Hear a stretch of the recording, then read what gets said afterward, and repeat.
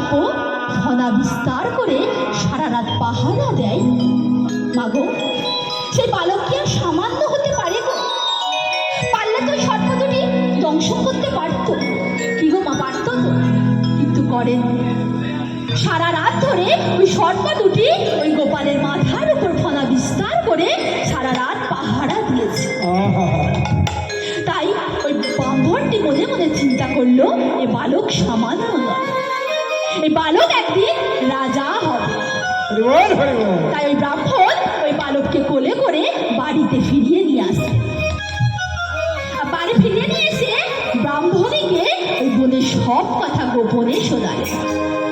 বলছে, ও ব্রাহ্মণী, শোনো শোনো শোনো, একটা গোপন কথা আছে গো।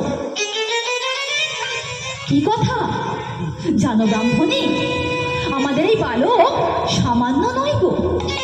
কি বলছো? হ্যাঁ গো ব্রাহ্মণী, এ বালক সামান্য নয়। তাই কি বলছে? এ বালক মানব নয়, মানব নয়, মানব নয়, মানব নয়, রাজা মহারাজা হবে। মানব নয়, মানব নয়,